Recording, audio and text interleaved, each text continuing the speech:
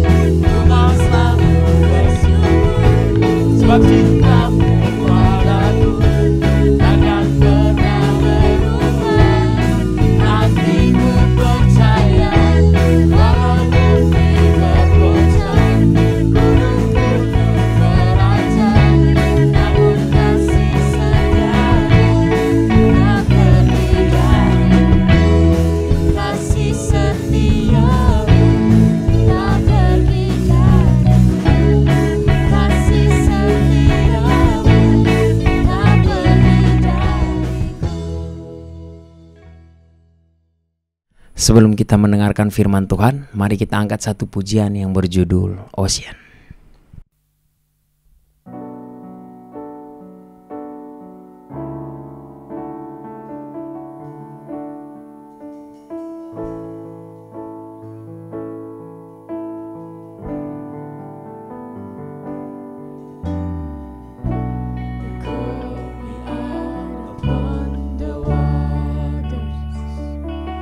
Great unknown, where victory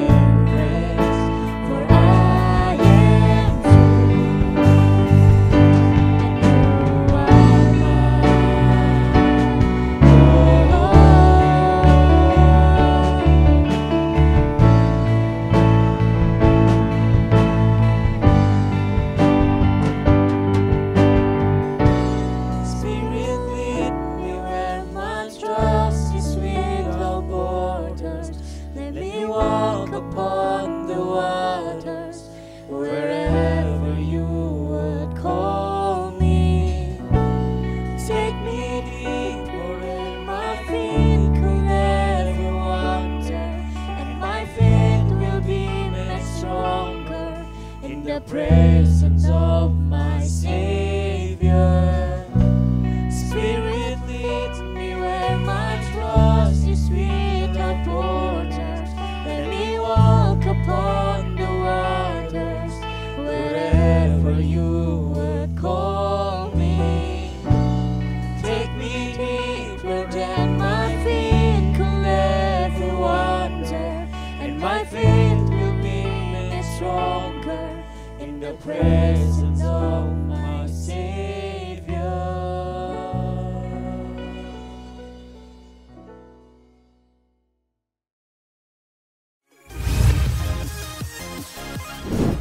Kali ini kita akan bersama-sama merenungkan satu bagian firman Tuhan dengan tema teguh dalam panggilan Allah. Sebelumnya mari kita bersatu di dalam doa. Bapa dalam surga yang penuh cinta kasih, Engkau yang memanggil kami boleh menjadi anak-anak-Mu melalui pengenalan kami akan Kristus Yesus. Terima kasih di kesempatan kali ini Tuhan mau kembali menyapa kami melalui firman-Mu. Oleh sebab itu tolong kami supaya baik yang memberitakan maupun setiap orang yang mendengarkan boleh diberkati oleh Tuhan, diteguhkan imannya, boleh mendapatkan pengalaman baru panggilan Tuhan. Supaya apa yang menjadi kehendak-Mu terjadi, genap di dalam hidup, menjadi bagian yang memenangkan hidup di dalam dunia ini. Supaya kami menjadi anak-anak terang, menjadi saksi-Mu, teladan bagi sesama. Terima kasih Bapa di surga, kami menyerahkan pemberitaan firman di dalam kuasa Roh Kudus. Kiranya Tuhan memimpin dari awal hingga akhir. Dalam nama Tuhan kami Yesus Kristus kami berdoa. Amin. Setiap orang memiliki panggilan. Setiap orang panggilannya unik. Dan panggilan itu juga ada di kita semua. Baik Bapak Ibu, siswa-siswi maupun saya sendiri. Tantangan tidak akan pernah habis di dalam panggilan kita. Sebab hidup ini ada saatnya lahir dan ada saatnya mati. Bagian akan kita renungkan kali ini diambil dari satu tokoh yang sudah kita kenal, Simson, atau kita barangkali pernah dengar dengan nama Samson. Saya ambil dari Hakim-Hakim pasal 16 ayat 23 sampai dengan akhir dari ayat pasal 16 ini, yaitu di pasal 31. Tapi kita tidak membaca sekaligus semuanya, saya akan menuntun bersama-sama bagian firman ini, beberapa bagian akan kita baca. Simson menjadi terkenal karena itu di bagian ini disebutkan Simson mati perikopnya. Jadi ini satu-satunya hakim yang memiliki keunikan karena sejak di dalam kandungan dan diceritakan sampai pada akhir hidupnya. Bagaimana Allah memulai dari satu keluarga, suami istri, Manoah dan istrinya, dan istrinya ini mandul. Kejadiannya mirip dengan Sarah, istri Abraham, yang mandul juga. Dan suatu ketika malaikat datang menghadapnya, ketemu dengan istri dari Manoah, dan mengatakan, kamu akan punya anak, tapi aku mandul ya, kamu mandul, tapi kamu akan punya anak, begitu. Wah, ini sesuatu yang surprise ya, sesuatu yang ajaib begitu. Nggak pernah ada orang mandul lalu bisa punya anak begitu. Dan malaikat ini datang mengatakan kabar sukacita yang luar biasa ini. Dan kita lihat itulah yang terjadi dan termasuk Manoah suaminya setelah itu mendengar cerita ini dan mereka mengalami sejarah itu. Bahwa betul istrinya mengandung. Dan malaikatnya juga mengatakan waktu bertemu dengan istri dari Manoah, anak ini akan menjadi nasir Allah. Nasir itu anak yang secara khusus dedicated, diserahkan menjadi alat Tuhan, menjadi hamba Tuhan, yang hidupnya sepenuhnya untuk melayani Tuhan. Nasar bagian dari janji, dan ini nasir adalah orang yang mengerjakan itu. Dan anak ini dari kandungan sudah ditetapkan menjadi nasir Allah. Luar biasa. Allah sudah menunjuk, sudah menetapkan sebelum anak ini lahir. Dan dengan pesan satu, kepalanya tidak boleh dicukur. Begitu ya, jadi rambutnya maksudnya tidak boleh dicukur, kepalanya tidak pernah kena pisau cukur. Dan itulah yang menjadi tanda keterikatan dia dengan Allah. Ini adalah awal dari kehidupan Simson. Dan kita tahu dia lahir seperti yang lain, dia tumbuh barangkali juga menjadi seorang pemuda yang tegap badannya, barangkali juga ganteng begitu, dengan kekuatan yang luar biasa, seorang yang menarik perhatian juga. Seorang yang pandai juga, karena di dalam perjalanan Hakim-Hakim 13 sampai 16 akhir hidupnya, kita bisa melihat ada banyak peristiwa yang terjadi melalui kehidupan Simson. Bagaimana Simson menjadi pemuda yang hebat begitu. Hebat bukan hanya kekuatan yang luar biasa, tetapi ada satu, menarik perhatian perempuan, dan dia suka sekali menggoda perempuan dan lain-lain begitu ya. Keinginannya untuk menikah, kawin dengan perempuan ini agak nyerong begitu ya. Karena apa? Dia bukan lagi mencari wanita di kalangan umat Tuhan bangsa Israel, tapi justru mencari dari wanita-wanita di luar itu yang adalah kafir, yang tidak mengenal Allah. Dan itu sesuatu yang dilarang. Bangsa Israel, bangsa yang kudus dipisahkan seperti umat Tuhan hari ini. Kita mau supaya sebagai orang Kristen, terutama siswa-siswi atau bapak ibu guru yang belum menikah, waktu kita mau menikah kita memikirkan siapa yang akan menjadi pasangan kita. Yang laki akan menjadi suami nantinya. Oleh sebab itu akan nyari perempuan yang pantas menjadi istrinya. Seorang wanita tentu atau perempuan akan mencari seseorang yang bisa menjadi sosok suaminya. Cari seorang pria yang benar-benar bisa klop begitu. Lalu mulailah buka Alkitab. Siapa Tuhan yang menjadi wanita atau suamiku yang sepadan itu? Yang menjadi, aku bisa menjadi penolongnya yang sepadan. Setiap orang perlu memikirkan untuk mencari lawan jenis. Itu pasti yang pertama. Dan Simson tidak salah dengan ini. Dia tidak pernah cari laki-laki. Dia selalu cari wanita. Dan dia tahu memilih wanita yang cantik. Ya, dia tahu memilih wanita yang menurut dia ini selera tinggi begitu. Tetapi yang didapat itu bukan dari bangsa Israel. Dari luar. Nah ini juga bisa menjadi cobaan untuk kita ya. Adik-adik, anak-anak mesti hati-hati. Sebab bisa jadi kalian waktu suatu hari cari pacar. Di gereja nggak ada yang cantik. Tapi di sana itu cantik-cantik. Bisa jadi. Situasi Simson dulu dengan kali ini bisa jadi nggak berbeda jauh. Hanya suasananya aja berbeda. Kalau dulu agak primitif, barangkali sekarang lebih modern. Tetapi godaan itu tidak berubah. Kita bisa punya orientasi yang keliru. Itulah yang terjadi dengan Simson. Suatu hari dia berkata kepada mamanya dan papanya, saya pengen wanita itu. Janganlah, kata papanya. Carilah, masa nggak ada sih cewek-cewek di antara bangsa kita begitu. Nggak, aku pengen cewek itu. Ayolah, terus ngerengek. Sampai akhirnya ya udahlah. Padahal orang tuanya ini pasti memikirkan, ini anak kan anak khusus begitu kan. Masa dia mau mencemarkan hidupnya dengan mencari wanita yang bukan dari bangsanya. Bukan sama-sama umat pilihan Tuhan. Tapi ya udah. Anak muda ini sudah punya kehendak sendiri dan tidak mau dikasih tahu. Oke, orang tuanya menghantar. Ketemu dengan keluarga di sana, akhirnya menikah begitu.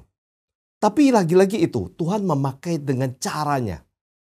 Sebab pada waktu itu bangsa Israel ada di bawah penindasan Filistin. Bangsa yang lebih kuat waktu itu.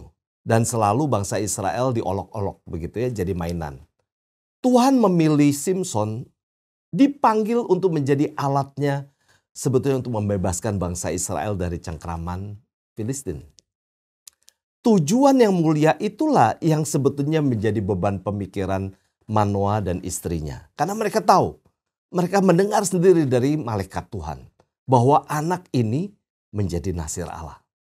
Dan menjadi nasir Allah artinya Tuhan akan memakai anak ini untuk menolong bangsa Israel lepas dari Filistin. Tetapi kenapa anak ini jalannya seperti begini kan hidupnya? Kenapa jadi memilih wanita yang bukan dari bangsa sendiri begitu? Itu salah satu kisah cuplikan. Setelah itu ada lagi kisah sampai terakhir ada dengan wanita sundal, lalu ada lagi terakhir dengan Delila. Nah inilah yang menjadi kisah sampai kematian dari Simson. Paling tidak di Alkitab dicatat ada 3 wanita yang berhubungan dengan kehidupan Simson. Semuanya wanita-wanita yang dianggap cantik waktu itu, hebat. Tetapi yang satu bangsa bukan bangsa umat pilihan, yang satu lagi perempuan sundal begitu ya.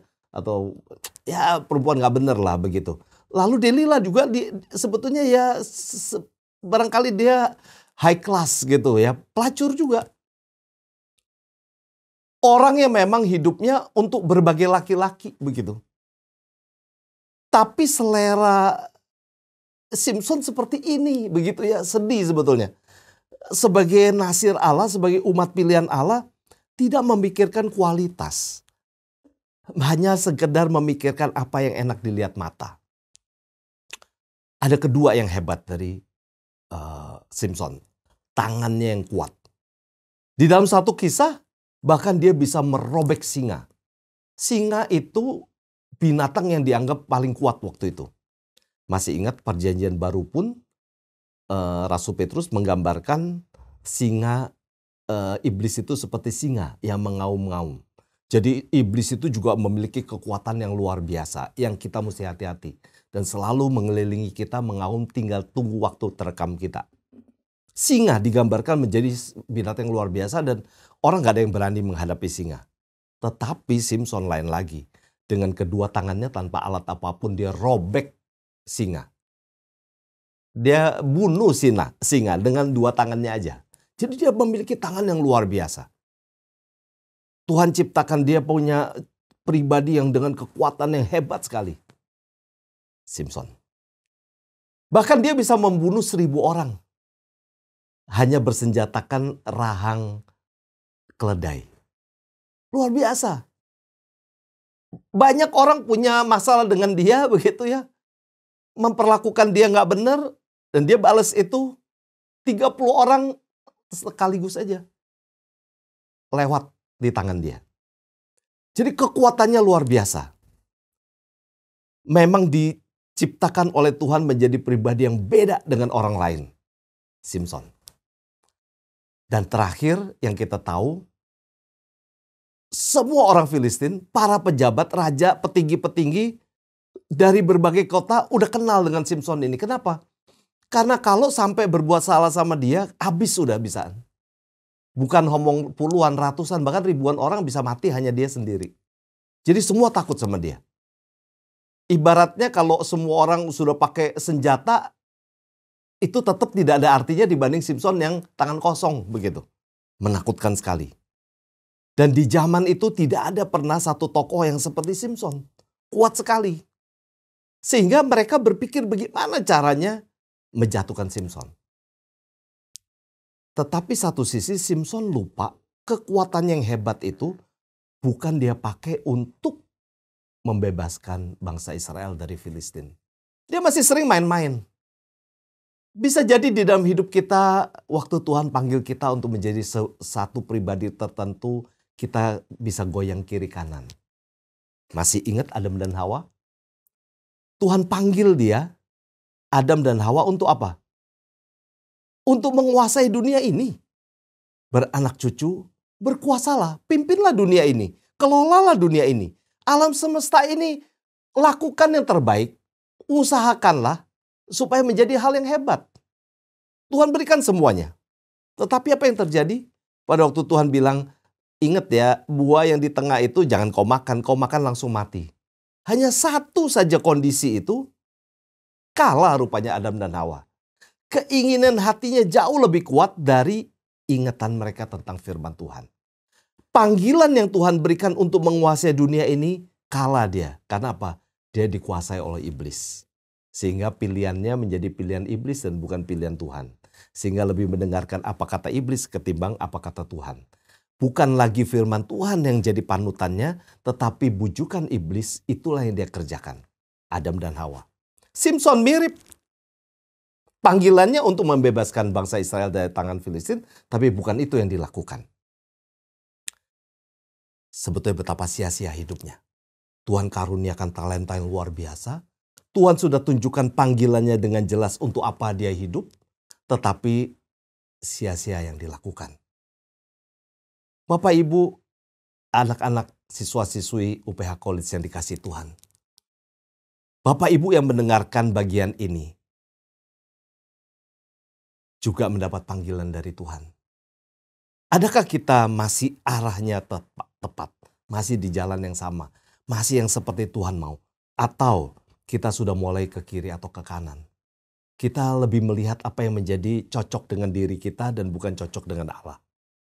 Lebih memikirkan apa yang menjadi keinginan kita dan bukan keinginan Allah.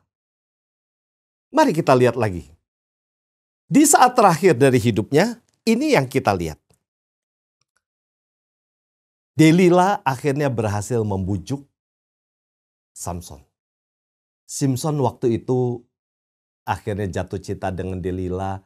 Delila setiap kali bujuk dia. Ayo dong kasih tahu dong apa sih yang menjadi kekuatanmu. Sebanyak 3 kali. Nah itu kita bisa baca di Hakim 16 ya. Ayat 1 dan seterusnya sampai ayat 22 tuh kisah tentang bagaimana Delila membujuk Samson yang sudah jatuh cinta abis-abisan. Sudah tidak bisa lagi melihat ini pasangannya ini sebetulnya sedang mau apa sih? Tidak setia. Tidak benar-benar cinta. Memang mau menggali sesuatu untuk kepentingan yang lain. Karena sampai 3 kali masa nggak sadar sih Samson kalau ditanya-tanya itu maksudnya untuk sesuatu yang membahayakan dia. Sebab apa? Sudah terjadi. Jadi Delila tanya, gimana sih kekuatanmu sampai gitu? Bagaimana caranya supaya ini kekuatan itu hilang? Dibujukin dibohongin sama Samson sekali. Waktu benar-benar diikat dengan tali dan lain-lain. Lalu Delila panggil pasukan untuk tangkap. Tapi yang terjadi ya sekejap aja kalau cuma tali-tali begitu aja. Itu kayak kita tuh urusan dengan benang kecil sekali. Ya putus saja langsung begitu Samson bangun begitu ya. Gagal. Sampai 3 kali. Masa Samson nggak sadar sih? Nggak rasa ini perempuan sayang-sayang nggak sih gitu? Nggak ada tuh. Karena dia sudah buta. Cinta mati dengan Samson. Hati-hati, terutama siswa-siswi, kalian cinta mati dengan satu wanita yang cantik barangkali, atau kalian cinta mati dengan satu cowok, dan cowok atau cewek itu bukan orang yang takut Tuhan. Orang yang belum kenal Tuhan. Kalian dibutakan meskipun kalian sebetulnya sedang dibohongin, dibujukin untuk melakukan sesuatu yang kalian sudah tidak bisa mikir lagi. Nah kadang-kadang ada orang bilang jatuh cinta jadi bodoh begitu ya. Nah seperti itu kira-kira. Bukan berarti nggak boleh jatuh cinta gitu ya. Tetapi bela cinta itu berasal dari Tuhan ya. Karena kalian takut akan Tuhan, memilih dan dipilih oleh orang yang takut akan Tuhan. Carilah itu. Perkenanan Tuhan menjadi yang paling penting. Pada waktu Tuhan hadir di sana pasti manis hidupmu. Relasimu pasti akan bagus.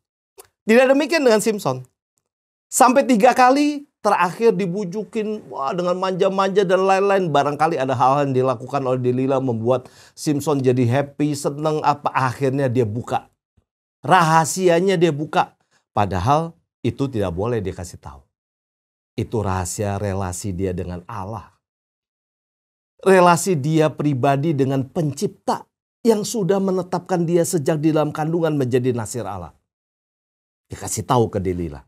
Ini loh rambutku ini dari dalam kandungan gak pernah kena pisauku cukur. Kalau ini dicukur aku hilang kekuatan. Wah Delila lihat kali ini dia gak bohong nih. Ngomongnya benar. Jadi dia kasih tahu. Kenapa? Kalau dia bisa menyerahkan Samson ke tangan para raja itu. Penguasa waktu itu Filistin. Dia dapat uang. Nah itulah tujuannya Delila. Uang bukan kitanya. Jadi hati-hati ya kalau pacaran. Lihat, apalagi kalau kalian dari keluarga punya uang ya, bapak ibu kalian barangkali kaya, hati-hati. Barangkali pacar kalian bukan soal kaliannya, apalagi kalian anak tunggal di keluarga. Yang diincar barangkali harta keluarga kalian, harta papa mama kalian, bukan kaliannya. Oh sebab itu carilah yang betul-betul takut akan Tuhan. Tidak demikian dengan Samson. Akhirnya betul tertangkap, matanya dicungkil dua-duanya.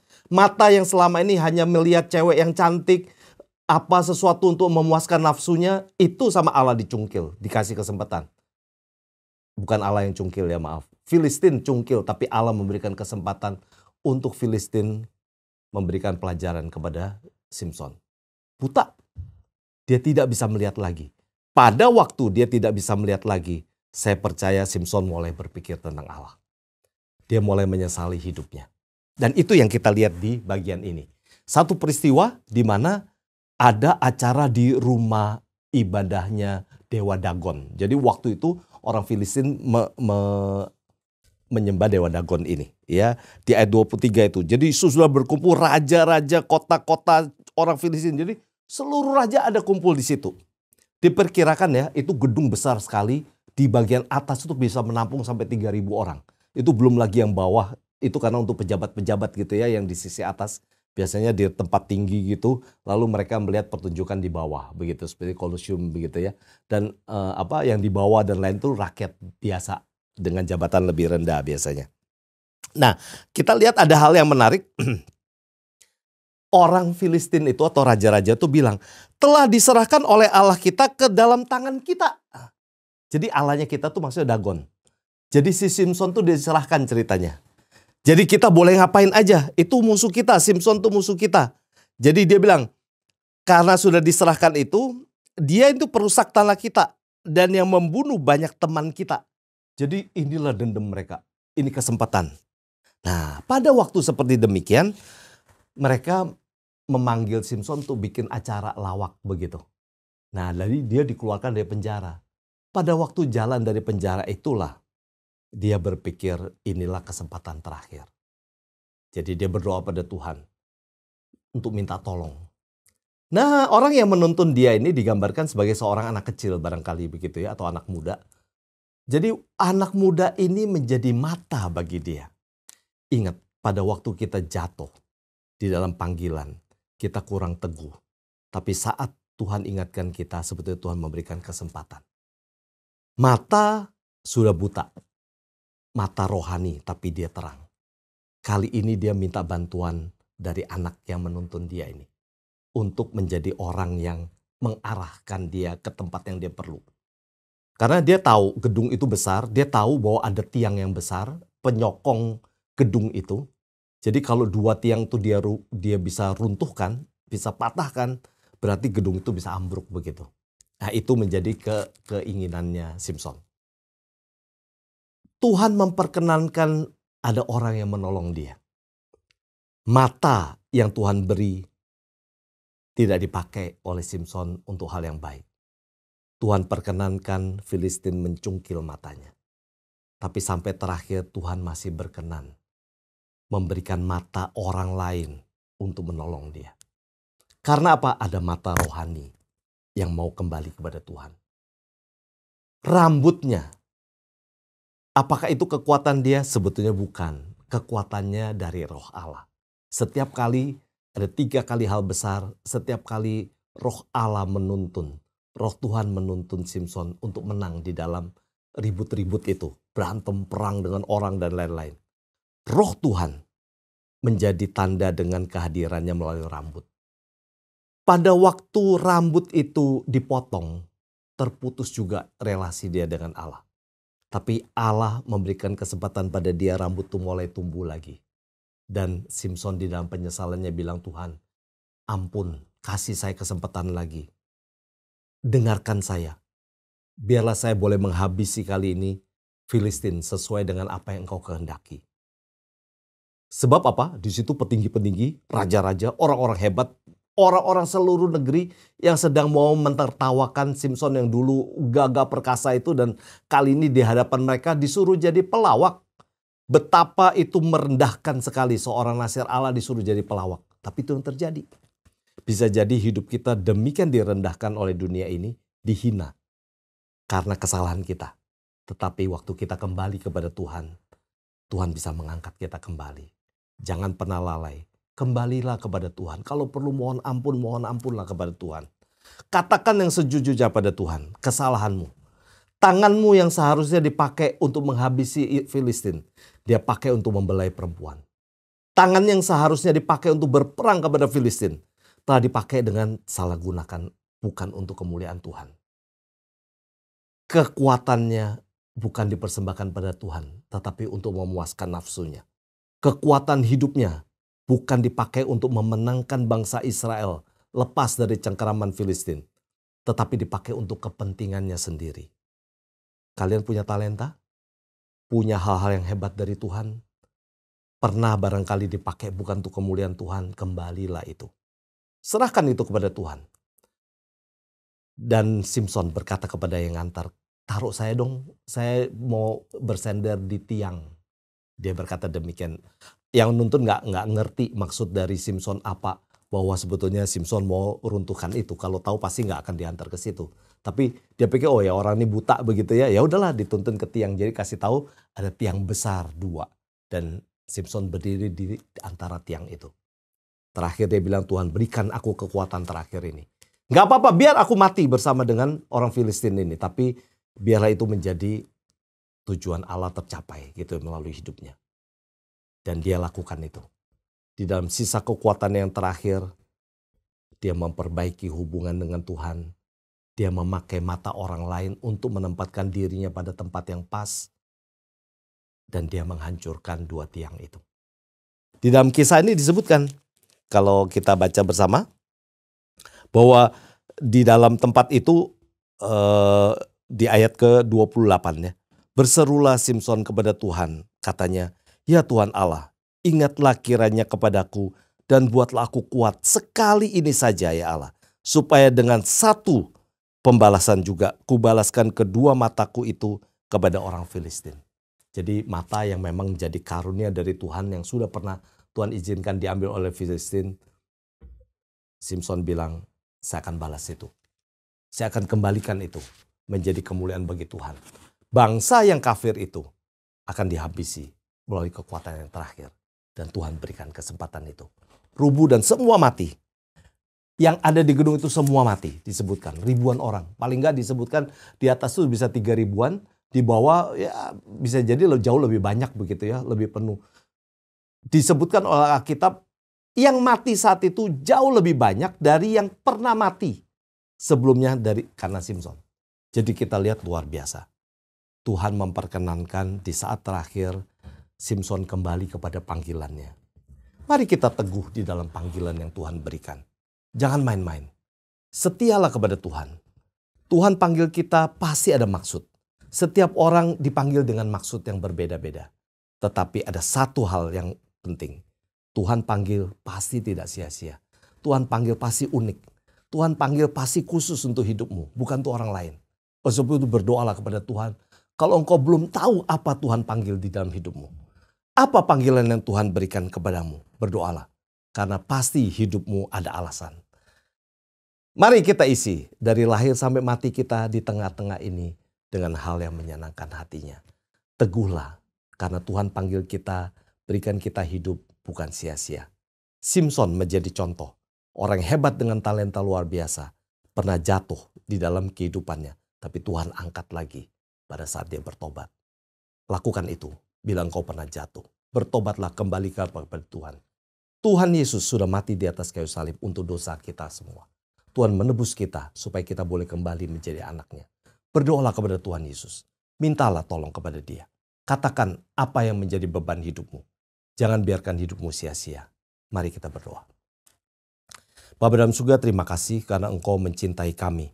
Simson boleh menjadi contoh bagaimana seorang pemuda yang hebat dengan talenta luar biasa. Tapi kami tahu kejatuhannya membuat semua hal itu menjadi sia-sia.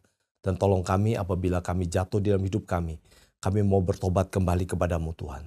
Terima kasih Kristus boleh menjadi juru selamat. Tolong kami, biar kami boleh menjadi orang yang kembali menjadi anak-Mu. Berikan kasih karunia-Mu, berikan kasih sayang-Mu. Dan tolong pimpin hidup kami. Boleh menjadi berkat untuk banyak orang. Menjadi alat-Mu di bagi kemuliaan nama-Mu. Terpujilah nama Tuhan, dalam Tuhan kami Yesus Kristus kami berdoa.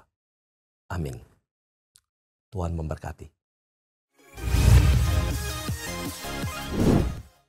Tuhan memberkati kita dan melindungi kita. Tuhan menyinari kita dengan wajah-Nya dan memberi kita kasih karunia.